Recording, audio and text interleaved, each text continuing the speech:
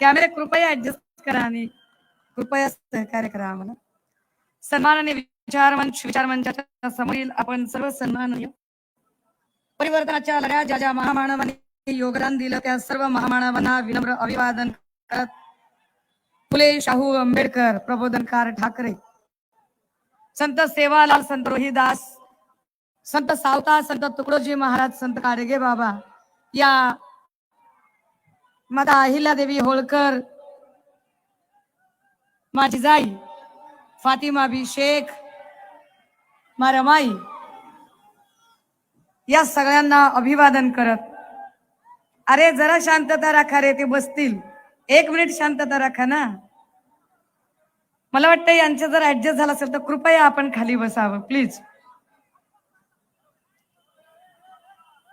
मंचावर उपस्थित असणारे या ग्रामीण भागातील समारोपीय सभेचे ही ग्रामीण भागातील समारोपीय सभा आहे. यानंतर आम्ही उपनगराकडे प्रस्थान करत आहोत.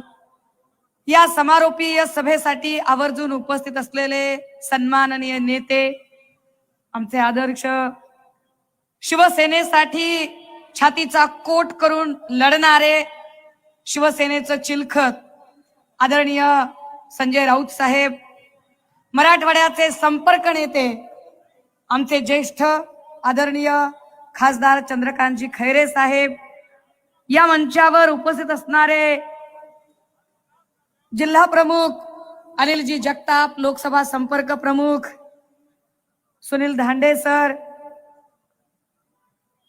अत्यंत सुंदर रॅलीचं आयोजन करणारे गणेश वरेकर उपजिल्हा प्रमुख आणि श्याम धांडे तद्वतच तालुका प्रमुख, रत्नाकर शिंदे सहसंपर्क प्रमुख बाळासाहेब आंबोरे, त्यांच्या सोबतच या मंचावर उपस्थित असणारे माजी राज्यमंत्री आणि ज्यांचं संबोधन झालं गेवराईतनं खूप सारे आमच्या मबी तमारी चोरीचं मबी गोरमाटीचं आमच्या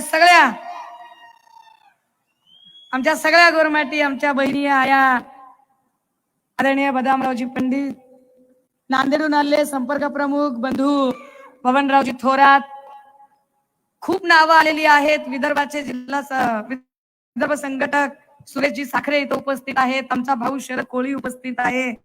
अनेक अनेक अनेक नावं आहेत. माझ्याकडनं काही नावं मिस होऊ शकतात. आज ज्यांचा प्रवेश होतोय त्या डॉक्टर नैना सिरसाट आहेत, नितीन धांडे आहेत, राजू वैद्य पटवर्धनजी, काही नावं राहिली तर मला कृपया क्षमा करा. इकडून लातूरहून आलेली खूप सारी नावं आहेत. आमचे उपजिल्हा प्रमुख शिवाजीराव कुलकर्णी आहेत, संतोष सोमवंशी आहे, चालक मामी आहेत, अनेक नावं आहेत. मंडळी समारोपीय सभेत बोलण्यासाठी उभी आहे आणि मी आवर्जून कौतुक केलं पाहिजे, आभार मानले पाहिजे ते सभेचं आयोजन करणाऱ्या जिल्हा प्रमुख अनिल जगताप यांचे, की अनिल दादांनी अगदी हा डोलारा एक हाती तोलून नेला.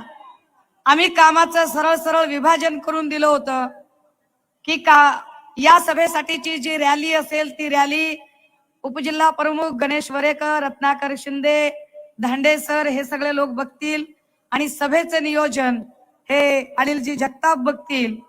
ऐन वेळेला त्यांच्या मदतीला सतीश सोळंके जे आले हे आमच्यासाठी अजून आनंदाची गोष्ट आहे. खरं तर आता त्यांचं भाषण होणार होतं आणि आम्हाला सगळ्यांना अपेक्षित होतं, पण वेळ फार झालाय त्यामुळे मला सतीश दादा क्षमा करतील. पण सतीश दादांनी जी माजलगावहून जी सगळी टीम आली आहे, आलेत का रे सगळे? मला वाटतंय माजलगावचे सगळेच्या सगळे पदाधिकारी, राऊत साहेबांना मी सांगितलं पाहिजे एकही पदाधिकारी गैरहजर नाहीये. अख्खा माजलगावचे सगळे पदाधिकारी इथं उपस्थित आहेत. राजे हो, खर तर जिल्हा प्रमुख अनिल दादांनी जी अपेक्षा व्यक्त केली ती अतिशय रास्त आहे. इतकी वर्ष काम करणाऱ्या शिवसैनिकाला न्याय मिळाला पाहिजे, मान मिळाला पाहिजे आणि महाविकास आघाडीमध्ये निश्चितपणे शिवसेनेला काही जागा बीड जिल्ह्यात मिळाल्या पाहिजेत. अनिल जगताप सारख्या लढवय्या शिवसैनिकांनाही न्याय मिळाला पाहिजे असं आम्हाला मनापासून वाटतं. बीड जिल्ह्यामध्ये कायमच ऊसतोड कामगारांचे प्रश्न महत्वाचे राहिलेले आहेत, पण बीड जिल्हा म्हटलं की काही आठवणी ताज्या होतात. त्यात एक महत्वाचं नाव ते म्हणजे दिवंगत नेते गोपीनाथ मुंडे साहेब. मुंडे साहेब होते त्यावेळेला भाजप सेनेची युती होती. आता मुंडे साहेब राहिले नाहीत, युती सुद्धा राहिली नाही आणि ती नैतिकता पाळणारी भाजपा सुद्धा राहिली नाही. आता भाजपमध्ये सुद्धा शब्दांची पलटी करणारे बैमान लोक तयार झालेले आहेत.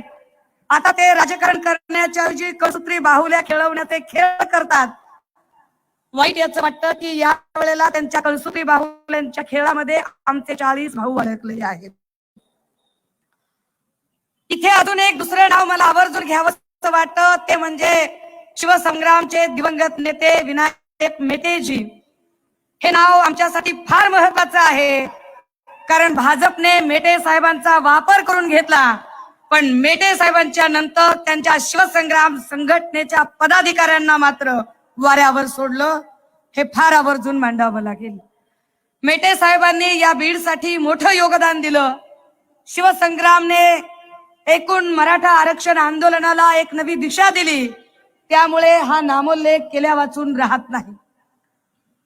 परंतु भाजपची ही नेहमीची नीती आहे, कारण भाजपने अशाच पद्धतीने राष्ट्रीय समाज पार्टीचे महादेव जानकर यांचा सुद्धा वापर करून घेतला आणि गरज पडल्यावर त्यांची उपयुक्तता सगळी संपल्यानंतर त्यांनी जानकर साहेबांनाही साईडलाईन करून टाकलं. नंतर मग त्यांनी नवीन नाव घेतलं, सदाभाऊ खोत. आता सदाभाऊ कुठे आहेत? सदाभाऊला मी सकाळी फोन केला, अहो सदाभाऊ मला सहज आठवण आली आहे तुमची, कारण मेटे साहेब नाही आहेत, जानकर साहेबांना साईडलाईन केलंय, बीड मधली सभा आहे, तुम्ही कुठे आहात? सदाभाऊ म्हणतात, काय आता भाजपनं आपलं काय ठुलंय काही करण्यासारखं, म्हशीच्या धारा काढायच्या, दुसरं काय काम आहे आपल्याला? सदाभाऊ खोतांच्या सारखा एवढा चांगला शेतकऱ्यांचा नेता, धडपडणारा माणूस, पण सदाभाऊलाही वापरून सोडून दिलं. भाजपा अनेकांना वापरते आणि सोडून देते. या वेळेला भाजपकडे वापरण्यासाठी आमच्यातनं गेलेली 40 भावंड आहेत. अजूनही मला ती भावंड वाटतात, कारण कुठल्याही कुटुंबातली लेक माता म्हणून कुटुंब सावरून घेतलं पाहिजे, कुटुंब जोडलं पाहिजे असं सातत्याने वाटत राहतं, जरी ती कितीही चुकार असतील तरी. परंतु चित्र मात्र वेगळं आहे. काही लोकांना सतत असं वाटत राहिलं की अरे काय विशेष आहे, महाप्रबोधन यात्रा म्हटलं की सतत वादळी चर्चा का होतात, काय असं विशेष आहे महाप्रबोधन यात्रेचं? तर महाप्रबोधन यात्रेत आम्ही कुणावरही टीका करायला जात नाही. महाप्रबोधन यात्रेत आम्ही फक्त लोकांना प्रश्न विचारतोय. आम्ही सत्ताधाऱ्यांना काही प्रश्न विचारतोय. सत्ताधाऱ्यांनी काही जे काही वायदे आमच्याशी केले होते, महाराष्ट्रातल्या जनतेशी, भारतातल्या जनतेशी केले होते, ते वायदे त्यांनी पाळले पाहिजेत, त्याची त्यांना आठवण आम्ही करून देतोय. महाप्रबोधन यात्रा ही फक्त आणि फक्त जाती जातीच्या कंपार्टमेंट तयार करणाऱ्या भाजपाला एक अंजन घालण्यासाठी, आरसा दाखवण्यासाठी, भाजपाने जे जात आणि धर्मांची दंगली सुरू केलेली आहेत. कारण जेव्हा कधी भाजपा महागाई, बेरोजगारी, महिला सुरक्षा या तमाम प्रश्नांवरती सपशेल अपयशी ठरते, तेव्हा त्या वेळेला त्या राज्यात भाजपा एकतर महापुरुषांच्या फ्रेम आड लपते, सध्या ती सावरकरांच्या फ्रेम आड लपलेली आहे, किंवा ते हिंदुत्वाच्या फ्रेम आड लपतात. पण मुळात भाजपाने जे काही आतापर्यंत केलं ते लोकांना लक्षात आलं पाहिजे आणि त्यांना काही प्रश्न विचारले पाहिजेत. दादा असेल एखादा व्हिडिओ तर दाखवा जरा दादा. आता या सगळ्या प्रक्रियेमध्ये की आम्ही जे प्रश्न विचारतोय, आम्ही जे बोलतोय त्यातला, अगर इसी प्रकार से महंगाई बढ़ती गई तो गरीब क्या खाएगा? आज प्रधानमंत्री यहाँ आए थे, लेकिन प्रधानमंत्री महंगाई का म बोलने के लिए तैयार नहीं है, महंगाई का म बोलने के लिए तैयार नहीं है। इनका अहंकार इतना है, महंगाई के लिए एक शब्द बोलने को तैयार नहीं है। मरो तो मरो, आपका नसीब।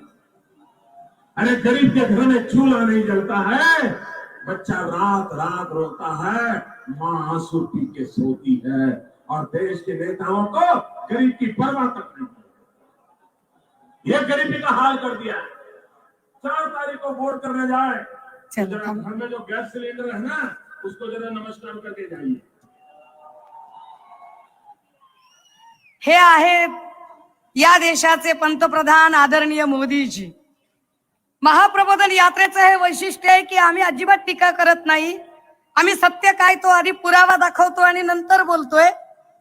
हे तेच पंतप्रधान आहेत जे महागाईवर बोलत होते आणि सांगत होते की महंगाई का मो बोलने के लिए तैयार नहीं है. ये महंगाई का मो तब याद आता था मोदी जी को जब इस देश में गैस 450 रुपए को मिलता था. 450 रुपयाला गॅस होता त्यावेळेला यांना फार महागाई वाटत होती. यांच्यातल्या अजून एक नेत्या होत्या सिलेंडरवाल्या बाई, त्या सिलेंडरवर बसायच्या आणि फार महागाई वाढली म्हणायच्या. आता सिलेंडर काय भाव आहे? आता 1150 ते 1200 रुपयाच्या घरात सिलेंडर गेला आहे. आता महागाईचं काय करायचं? 2014 साली 55 ते 65 रुपयाचं डिझेल पेट्रोल आता 100 आणि 125 रुपयाच्या घरात आहे. काय परिस्थिती आहे? जे गोरगरीब जनता, ज्या गरिबांच्या ह्या थापा मारतात, बाता मारतात, ती गरीब माणसं ज्यांच्या घरात भाजीचं साधं पाम तेल, अगदी पाम तेल, मी रिफाईंड तेल म्हणत नाही, मी राईस ब्रॅनचं तेल म्हणत नाही, मी महागडं कुठलंही तेल म्हणत नाहीये, मी पाम तेल सांगते. जे पाम तेल साधारणतः 70-75 रुपयाला मिळत होतं ते पाम तेल आता 125च्या पेक्षा जास्त आणि जरा चांगल्या क्वालिटीचं घेतलं तर 200 ते 225च्या घरात गेलेलं आहे. काय महागाईचा प्रश्न सुटला बरं? ही सगळी जी जनता थांबलेली आहे ही जनता सगळी महागाईनं त्रस्त आहे. पण महागाईबद्दल यांना प्रश्न विचारले की यांना झोंबतं, यांना फार राग येतो आणि म्हणतात अरे सुषमा अंधारे काय बोलताय? अरे दादा मी काय विचारते तुम्हाला? मी फक्त विचारते की एवढी महागाई वाढली, आता महंगाई का म बोलने के लिए मोदी जी क्यों तैयार नहीं है? आता ते का बोलत नसतील बरं याच्यावर? आता महागाईचा प्रश्न मोदीजींना विचारणं जास्त गरजेचं आहे. दादा जरा दुसरा व्हिडिओ तयार ठेवा, वाटल्यास लावा की आम्ही काय प्रश्न विचारतोय आणि कशाबद्दल प्रश्न विचारतोय. जालतुल मोमिनो महेशो वजदहा अहक्को बेहा. इसका मतलब होता है ज्ञान मुसलमानों की खोई हुई चीज है. वो जहां से भी मिले उसको पाना ये मुसलमान का हक. तोबा तोबा तोबा, सारा मूड खराब कर दिया. आता मला असं सांगा की मी महागाईवर प्रश्न विचारते तर ते म्हणतात हिंदू खतरे में है.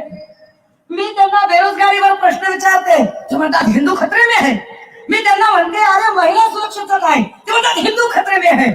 और हिंदू खतरे में है असं त्यांना जास्त कधी आठवतं माहितीये का? जेव्हा कधी उद्धव साहेब मुस्लिमांच्या सोबत बसतात उठतात, जेव्हा कधी संजय राऊत साहेबांना मुस्लिम समुदाय अत्यंत प्रेमाने आपुलकीने त्यांचं स्वागत करतो आणि इकडे मात्र हे काय नौटंकी करतात. ज्यांना किमान अरबीचा उच्चार येत नाही, जे टेलिप्रॉम्प्टरवर वाचून दाखवतात. अरे एवढा नाव आहे तर नौटंकी कशाला करतात? अभ्यास करा, अभ्यास करा आणि म्हणा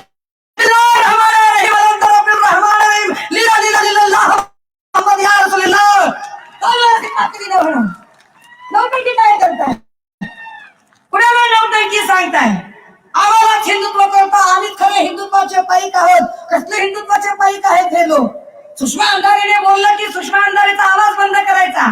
आवाज बंद करण्यासाठी मग सुषमा अंधारे हिंदू विरोधी आहे. अरे काय कळलं हिंदुत्व तुम्हाला? भाजपचं हिंदुत्व हे हिंदू मुसलमान अशा दंगली करून लोकांची घरं पेटवणारे हिंदुत्व. हे हिंदुत्व महाराष्ट्राला नको आहे. महाराष्ट्राला उद्धव साहेब सांगतात ते गोरगरिबांच्या चुली पेटवणारे हिंदुत्व हवं आहे. आम्ही त्या हिंदुत्वाची भाषा करतो. डोळ्याला पाणी लावून नमनम म्हणणारे हिंदुत्व आम्हाला नको आहे. आम्हाला हिंदुत्व हवं आहे ते गोरगरिबांच्या, अडल्या नडलेल्यांच्या, दुःखितांच्या डोळ्यातलं पाणी पुसणारं हिंदुत्व आम्हाला अपेक्षित आहे. ते म्हणतात आम्हालाच फक्त हिंदुत्व कळतं. तिकडे त्या नवनीत अक्काला नीट हनुमान चालीसा म्हणता येत नाही तरी ते म्हणतात की आम्हालाच हिंदुत्व कळतं. अरे काय हिंदुत्व तुम्हाला कळतं? की मग ते काही लोकांनी तर माझ्यावर अटॅक केले आणि म्हणाले की अरे वारकरी संप्रदाय ते खरे भागवत संप्रदायाचे वारकरीच नव्हते, ते मोहन भागवत संप्रदायाचे धारकरी होते, जे अत्यंत पेड पद्धतीने माझ्या अंगावर घालण्याचा प्रयत्न केला. वारकरी संप्रदायाबद्दल मी त्यांच्याकडनं ऐकावं, डुप्लिकेट भाजपच्या राजकीय सेलकडनं मी ऐकावं? अरे वारकरी संप्रदायाचं बाळकडू घेऊन आले मी.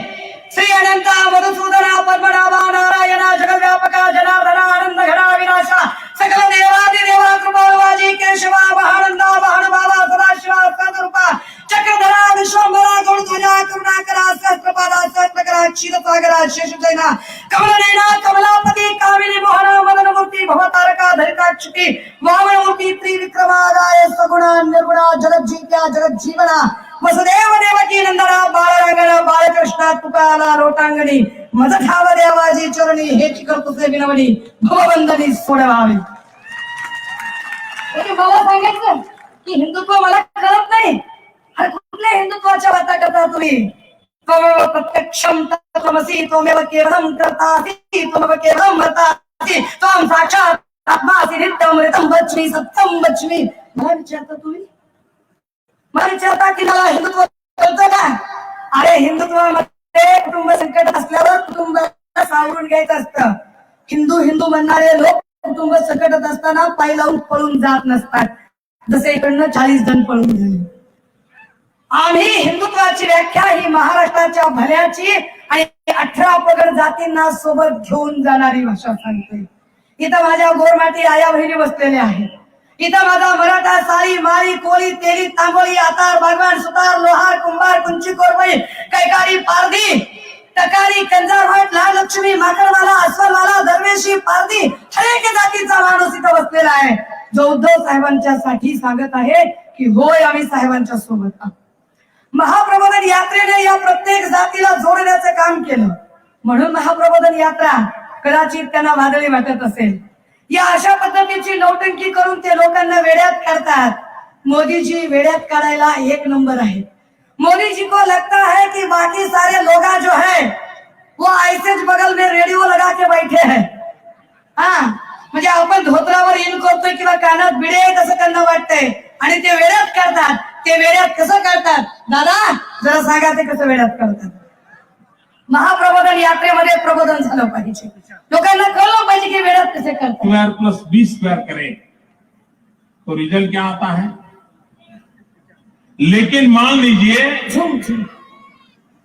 ए plus B into square into bracket square करे तो A plus B into bracket square करे तो रिजल्ट आता है A square plus 2ab plus B square.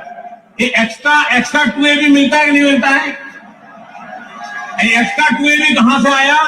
गलती से.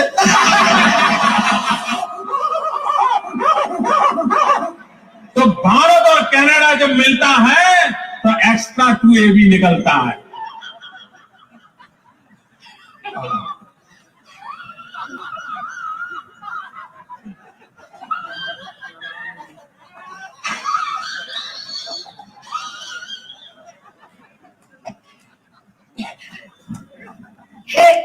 हे आमच्या देशाचे पंतप्रधान आहेत. हे आमच्या देशाचे पंतप्रधान आहेत जे आम्हाला ज्ञान पाजतात, जे लोकांना वेड्यात करतात, जे रोज नव्या थापा सांगतात, जे रोज नव्या थापा सांगतात. भाई और बहनों, मैं आपको विश्वास दिलाता हूँ कि जब हमारी पार्टी सत्ता में आए हम हर एक के खाते में 15 लाख रुपए जमा करें. माय बापाच्या ईमानदारीला किती जणांच्या खात्यात आले? 15 लाख रुपये. किती जणांच्या खात्यात आले? मिळाले तरी तुम्हाला? मित्रों, मैं आपको यकीन दिलाता हूं कि जब हमारी पार्टी सत्ता में आएगी हम हर साल 2 करोड़ बेरोजगारों को रोजगार दिलाएंगे. मिळाला रोजगार? सुषमा अंधारे महाप्रबोधन यात्रेत हेच प्रश्न विचारते जे त्यांना खुपतात. सुषमा अंधारे प्रत्येक वेळेला प्रश्न विचारते की इथल्या ज्या काही सुशिक्षित तरुण बेरोजगार आहे त्या तरुण बेरोजगाराच्या रोजगाराचं काय? त्याला रोजगार मिळाला पाहिजे. इथल्या प्रत्येक सुशिक्षित तरुणाला काम मिळालं पाहिजे, नोकरी धंदा मिळाला पाहिजे. कारण भारतीय राज्यघटनेत सांगितलेलं आहे, घटनेच्या 4थ्या प्रकरणात मार्गदर्शक तत्वात सांगितलंय, state should be care take care of each and every's bread and butter. राज्याने प्रत्येकाच्या सुरक्षेची आणि रोजीरोटीची काळजी घेतली पाहिजे. पण रोजीरोटीची काळजी घेणे म्हणजे आनंदाचा शिदा. ईद आली की आनंदाचा शिदा, काय जयंती आली की आनंदाचा शिदा, दिवाळी आली की आनंदाचा शिदा, म्हणजे रोजीरोटी नाही राजे हो. नीट समजून घ्या. 1 किलो गहू, काय 5 किलो गहू, 1 किलो रवा, 1 किलो मैदा तुमच्या जन्माला पुरत नाही. याच्याने तुमच्या पिढ्या घडत नाही. जर एवढाच पुळका असेल भाजपला आणि एवढाच पुळका असेल त्यांच्या सोबत गेलेले आणि आता ऐकण्यात झालेले आमच्या मुख्यमंत्री महोदयांना, तर आम्हाला आनंदाचा शिदा देऊ नका. हमें फ्री राशन नहीं चाहिए. हम अपनी खून पसीने की कमाकर खाना जानते हैं. आम्हाला आनंदाचा शिदा तुमचं फ्री राशन नको.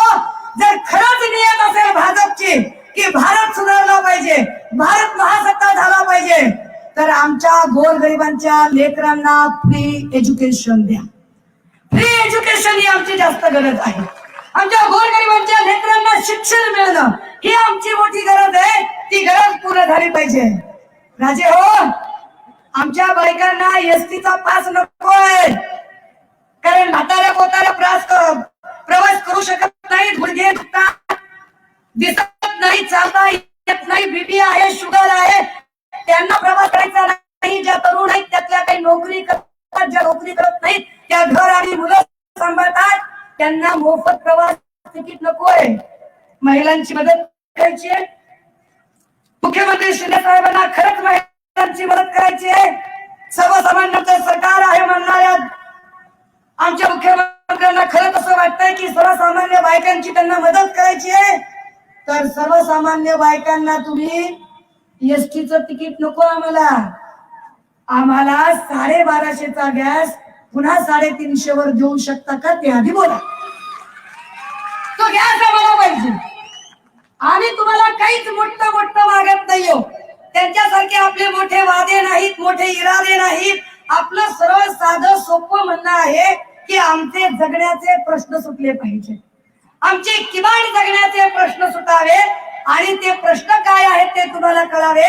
कारण ते प्रश्न तुम्हाला कळू नयेत म्हणून ते सातत्याने तुम्हाला हिंदू मुस्लिम असं भांडण लावत बसतात.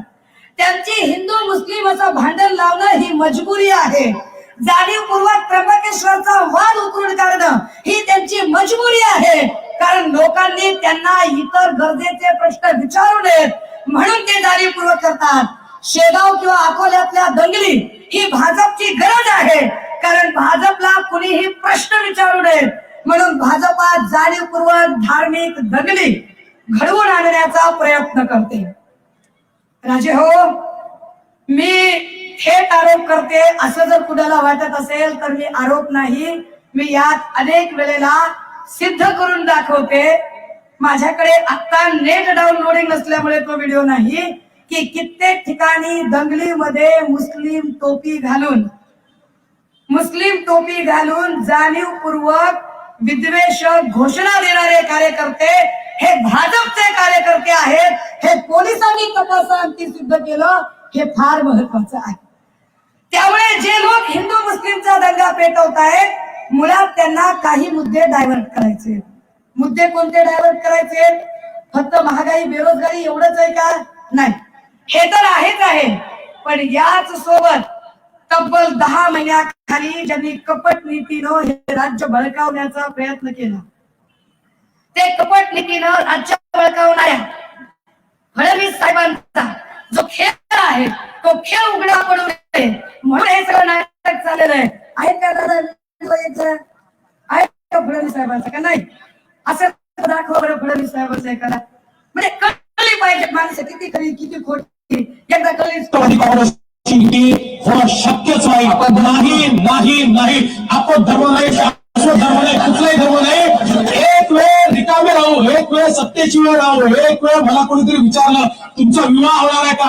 मी म्हटलं अविवाहित राहणं पसंत करेन, पण राष्ट्रवादी सोबत जाणार नाही.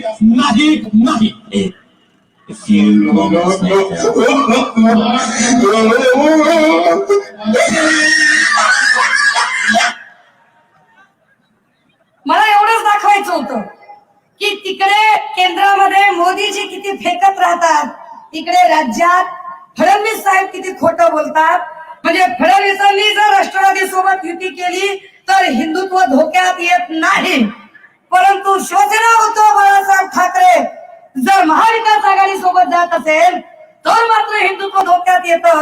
हा काही मला फडणवीसांचा फॉर्म्युला तो एक्स्ट्रा एबी सारखा वाटतोय. तो एक्स्ट्रा एबी त्यांनी कुठून आणला मला काही काय माहित नाही, मला तो कळत नाहीये. राजा, माझ्याकडे वेळ फार कमी आहे.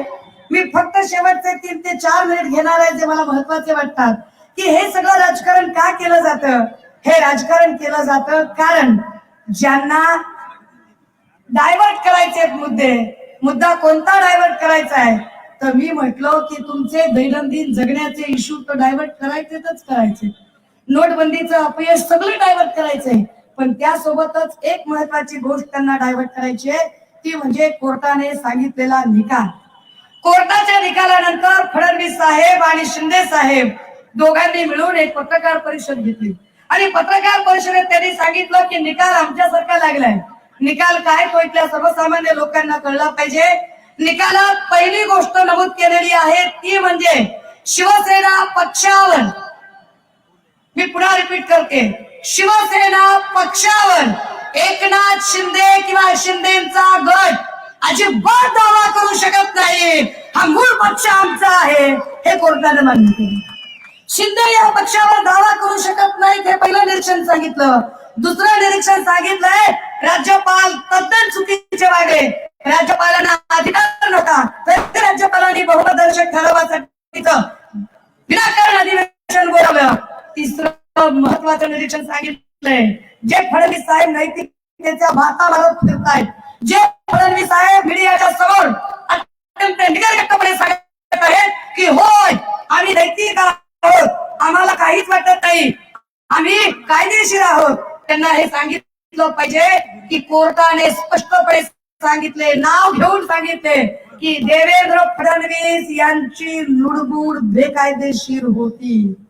देवेंद्र फडणवीस यांचा हस्तक्षेपच मुळात बेकायदेशीर होता. आणि चौथं निरीक्षण कोर्टाने अत्यंत महत्वाचं सांगितलं. कोर्टाने सांगितलं की नव्या लोकांनी अर्थात नार्वेकर असतील आणि ती मंडळी जे राहुल नार्वेकर फार बाता मारतायत नैतिकतेच्या, जे राहुल नार्वेकर कायद्याच्या बाता मारतायत, मला नार्वेकर साहेबांना प्रश्न विचारायचा आहे. नार्वेकर साहेब, खरंच कायद्याची आपण डिग्री घेतली आहे की आपण कॉप्या करून पास झाला? कारण नार्वेकर साहेबांना आता कळले पाहिजे की जर कोर्टाने सांगितले की त्यांनी नेमलेला व्हीप भरत गोगावले हा बेकायदेशीर होता, जर व्हीप बेकायदेशीर असेल तर गोगावलेंनी मतदान करण्यासाठी काढलेला आदेश सुद्धा बेकायदेशीर ठरतो. आणि गोगावलेंनी मतदान करण्यासाठी काढलेला आदेश बेकायदेशीर असेल तर त्या आदेशानुसार झालेलं मतदान बेकायदेशीर, ते मतदान बेकायदेशीर असेल तर त्या मतदानावरती बहुमत सिद्ध करून अस्तित्वात आलेलं सरकार बेकायदेशीर आहे. सन्माननीय संजय राऊत साहेबांनी नाशिकला म्हटलं की हे सरकार बेकायदेशीर आहे, तेव्हा या सगळ्या आमच्या पोलीस भावांनी गुन्हा दाखल केला. आमच्या सगळ्या पोलीस भावांना हेही कळलं पाहिजे, सदरक्षणाय खलनिर्धाराय, सज्जनांचं रक्षण करू दुर्जनांचा नाश करू. कसं सज्जनांचं रक्षण करत असाल दादा हो तुम्ही, की जिथे ऑनरेबल कोर्टाने सांगितलं की व्हीप बेकायदेशीर, व्हीप बेकायदेशीर, मतदान बेकायदेशीर, मतदान बेकायदेशीर, सरकार बेकायदेशीर. आणि जर सरकार बेकायदेशीर आहे हे सिद्ध होतंय तर या सरकारने गेल्या 9 ते 10 महिन्यात गुलाल बुक्क्यासारखा जनतेच्या कष्टाचा उधळलेला पैसा, ते पैसा उधळणं सुद्धा बेकायदेशीर आहे. पण असं असताना सुद्धा राहुल नार्वेकर रेटून खोटं बोलत आहेत, रेटून खोटं बोलत आहेत. महाप्रबोधन यात्रेच्या निमित्ताने मला फक्त तुम्हाला एवढंच सांगायचंय की कदाचित नार्वेकर चुकीचा निकाल देतील. तर आतापर्यंत सगळी कपटनीती झाली ती कपटनीती होत राहील. नार्वेकर चुकीचा निकाल देतील, पुन्हा आम्ही कोर्टात जाऊ, पुन्हा आम्हाला वेळ लागेल, 5-6 महिने याच्यात जातील. 5-6 महिने कदाचित हे लोक पुन्हा सत्ता भोगायला तयार असतील, पण 6 महिन्यानंतर जेव्हा कधी हे जनतेच्या दरबारात येतील तेव्हा मात्र यांची गाठ आपल्याशी असेल, कारण दूताचा डाव तोपर्यंतच कौरव जिंकत होते जोपर्यंत कपटी शकुनी फासे फेकत होता, जोपर्यंत फडणवीस आणि कपट नीती त्यांच्या सोबत आहे कदाचित ते डाव जिंकत राहतील. परंतु कौरव पांडवांचा सामना ज्यावेळेला कुरुक्षेत्रात होतो त्यावेळेला विजय मात्र हमखास पांडवांचा असतो. संख्या आमची कमी आहे. काय कपट नीती राहुल नार्वेकरांना करायची ती त्यांनी करावी, काय कपट नीती फडणवीसांना करायची ती त्यांनी करावी, काय भाजपने केंद्रीय शक्ती आणि यंत्रणा मागे लावायच्या त्या लावाव्यात, काय आमच्यावरती केसे खटले गुन्हे हल्ले काय करायचे ते करावं.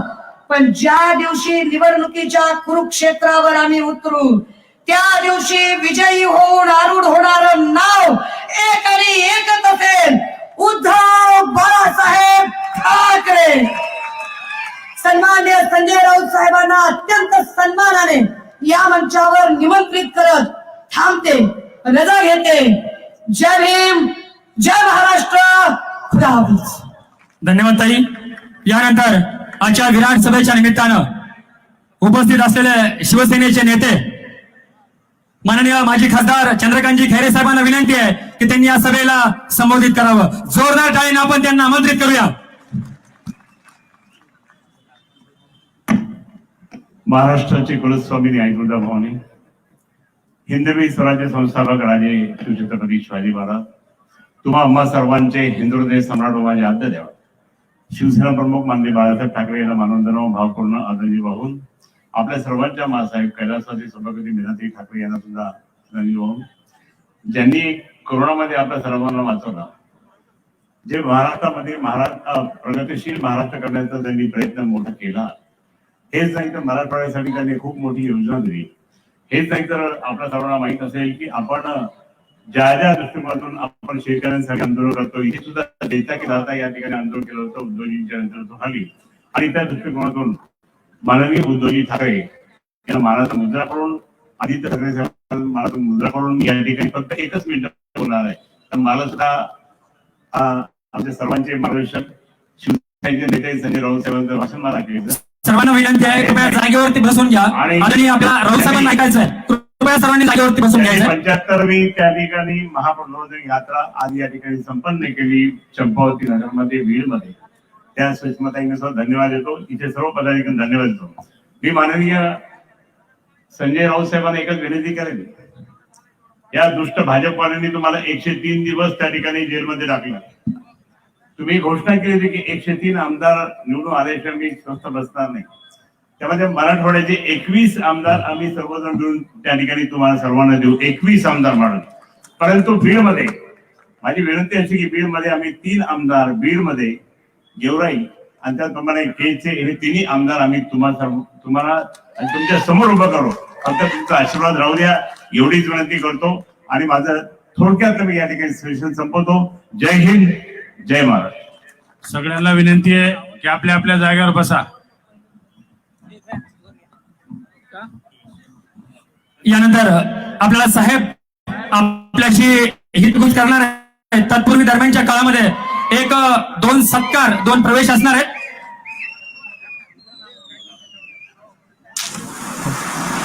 यानंतर खऱ्या अर्थानं आपण ज्यांना ऐकण्यासाठी या ठिकाणी उपस्थित आहोत, एक आपण जोरदार सर्वांनी घोषणा करायचं, छत्रपती शिवाजी महाराज की.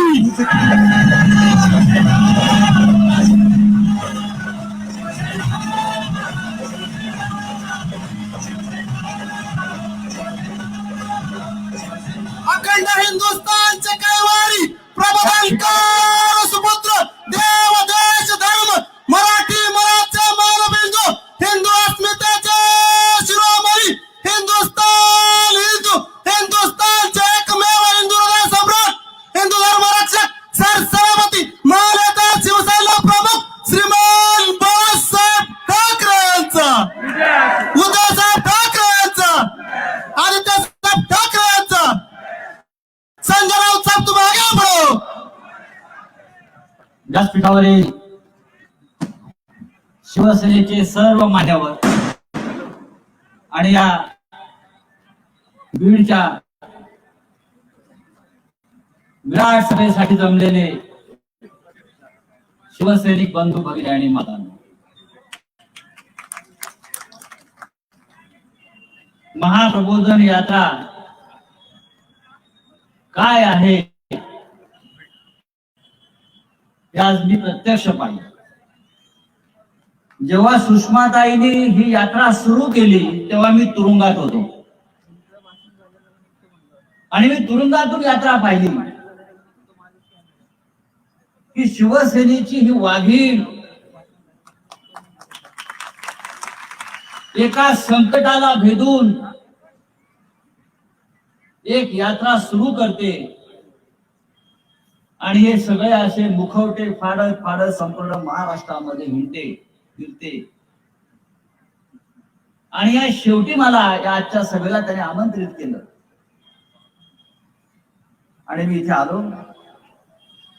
सभेला थोडा उशीर झाला कारण जी आमची यात्रा निघाली शोभायात्रा ती इथे पोहोचेपर्यंत 2 तास लागली. फक्त शिवसेनेचा जय जयकार, उद्धव ठाकरे साहेबांचा जय जयकार. मला असं वाटलं ही विजय यात्रा आहे की बीड मधल्या सगळ्याच्या सगळ्या जागा शिवसेनेने जिंकल्या आणि विजय यात्रा निघाली. मी 50 खोके कोणाकडे आहेत? मला मगाशी मी ऐकलं काय आनंदाचा शिधा, 1 किलो साखर, 1 किलो चणा डाळ, 1 लिटर पाम तेल 100 रुपयात 1,75,00,000 लोकांसाठी. अरे ही काय भीक देत आहे का? त्या 40 आमदारांना 50-50 कोटीचा आनंदाचा शिधा.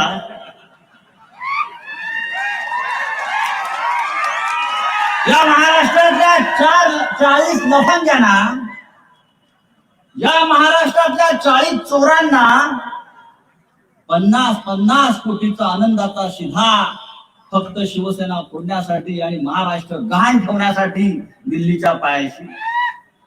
आणि आमच्या गोरगरीब जनतेला 1 किलो साखर, 1 किलो चणा डाळ, काय परिस्थिती आहे. मग अशी या सगळ्या येत असताना शेतकरी भेटला, त्याने हातामध्ये माझ्या एक पत्र दिलं. मी आता व्यासपीठावर वाचलं काय या राज्यातल्या शेतकऱ्यांची कष्ट करण्याची अवस्था आहे पहा.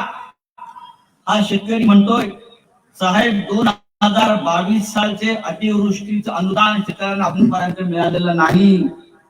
मी विनंती करतो बीड जिल्ह्याला अजूनपर्यंत 2022 सप्टेंबर मध्ये जी अतिवृष्टी झाली त्याचं अनुदान मिळालं नाही आणि आपण कृपा करून जिल्हाधिकाऱ्यांशी बोलावं.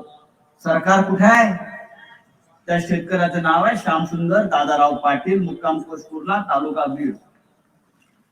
या राज्याची परिस्थिती आहे. आणि काल आपले प्रधानमंत्र्यांनी पुन्हा एकदा प्रकट झाले आणि काय घोषणा केली? पुन्हा नोटबंदी. 2000च्या नोटा, इथे हजारो लोक बसलेले आहेत. कोणाच्या खिशात जर 2000ची नोट असेल तर मला दाखवा. अरे आमच्याकडे 500 रुपये पण राहिले नाहीत गरीबांनी. आणि 2000 नोटावर बंदी घालतात. 2000 नोटांची बंडल कोणाकडे असतील तर ती त्याच 50 खोकेवाल्यांकडे.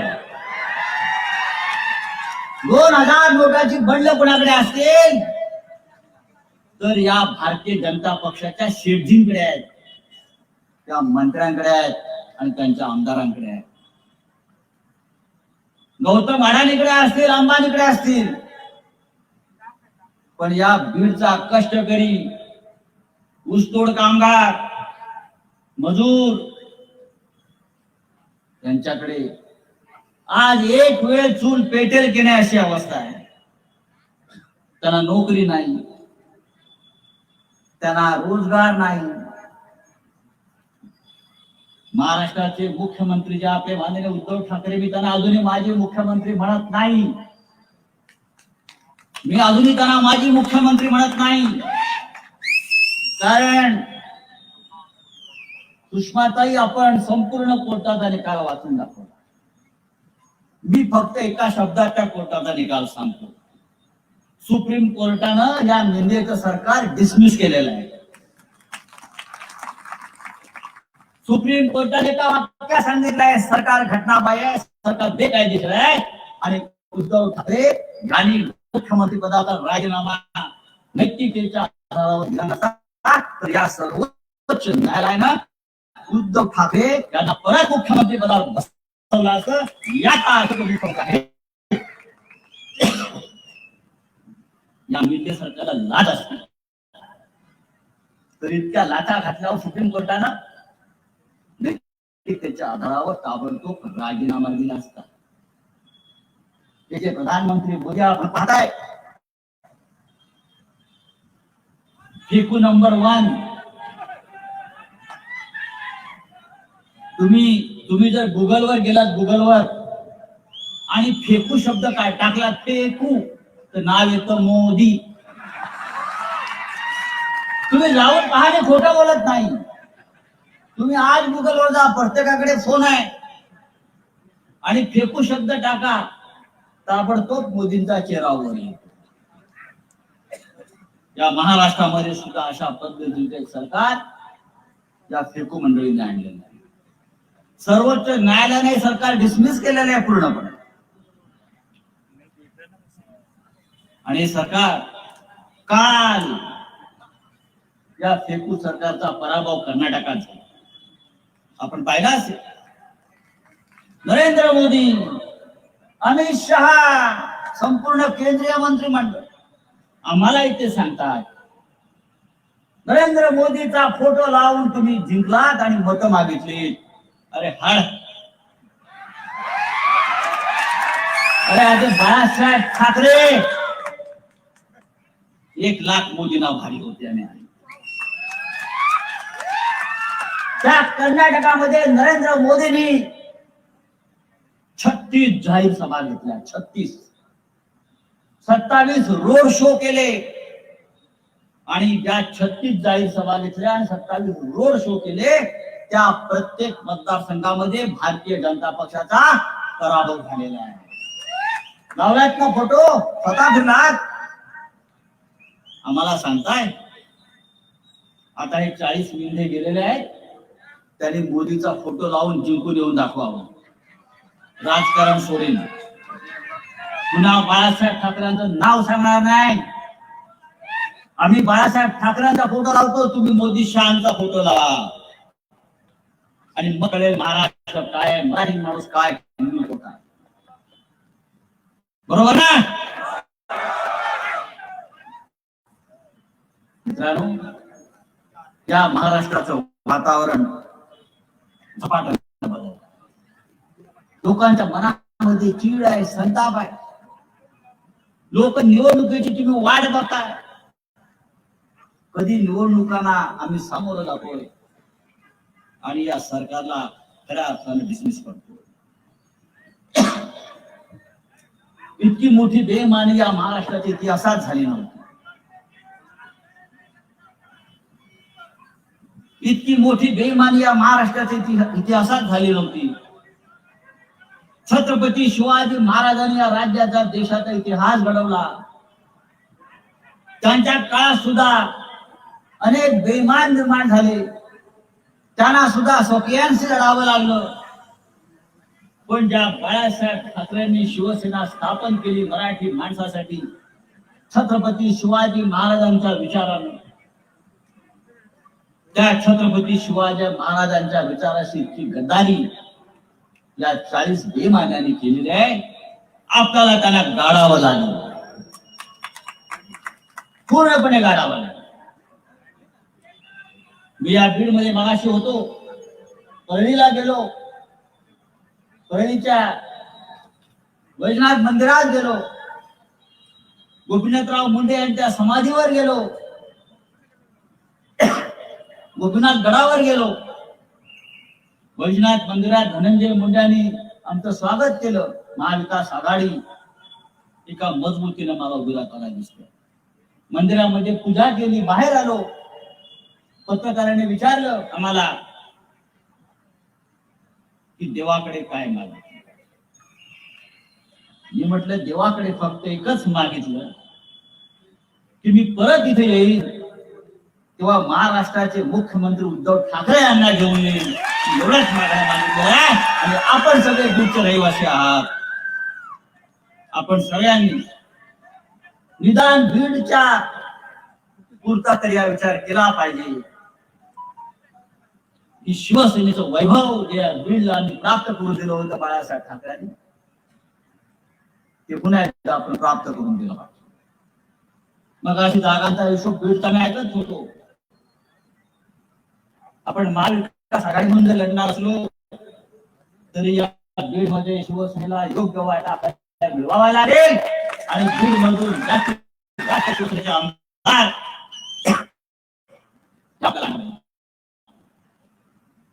शिवसेनेमध्ये मोठ्या प्रमाणामध्ये लोकांचं कमी सुरू. व्यासपीठावर डॉक्टर नयना शिरसाट बसलेले आहे, त्यांचा आता प्रवेश होणार आहे. असंख्य महाराष्ट्रातून अनेक नवीन नवीन कार्यकर्ते, नवीन नवीन विचारवंत तरुण हे शिवसेनेमध्ये प्रवेश करतात. शिवसेना फुटली, शिवसेना संपली. तुमचे 100 बाप खाली उतरले पाहिजेत बाळासाहेब ठाकरेंची शिवसेना संपवायला. झुकेंगे नाही हा शिवसेनेचा मंत्र आहे. आमच्यासारखे लोक तुरुंगात जाऊन आले पण शिवसेना सोडण्याचा विचार त्यांच्या मनामध्ये कधी आला नाही. निर्भयपणे काम करणारे आम्ही सगळे लोक आहोत. बाळासाहेब ठाकरेंनी नामर्दांना जन्म दिला नाही, बाळासाहेब ठाकरेंनी मर्दांच्या फौजा उभा केल्या. फौज समोर दिसतोय आणि म्हणून आज मला वेळेचं बंधन आहे.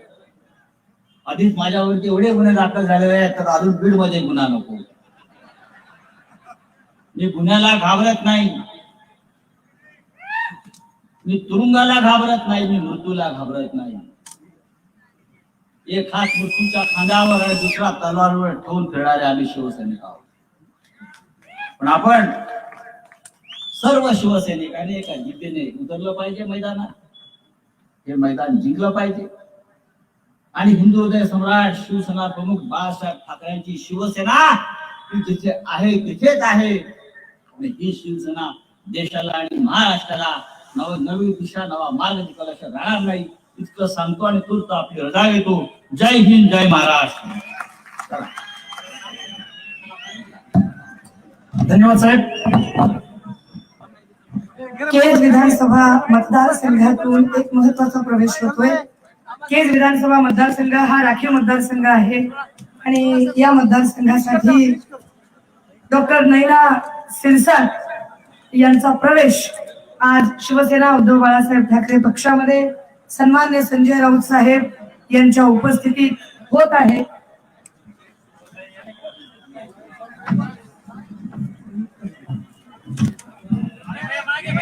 आजचा हा प्रवेशाचा सोहळा या ठिकाणी संपन्न होत आहे. डॉक्टर नयना शिरसाट याचा या ठिकाणी शिवसेनेमध्ये जाहीर प्रवेश आहे. आदरणीय संजयजी राऊत साहेब, आदरणीय सुषमाजी अंधारे यांच्या शुभ हस्ते त्यांना या ठिकाणी शिवसेनेमध्ये प्रवेश दिला जातोय. समवेत सन्माननीय माझगाव इथून असलेले नगरसेवक भारत मरिबा अलगेंडे यांचा देखील या ठिकाणी जाहीर प्रवेश शिवसेनेमध्ये होतोय. आपल्या सर्वांचं शिवसेनेमध्ये हार्दिक हार्दिक स्वागत आहे.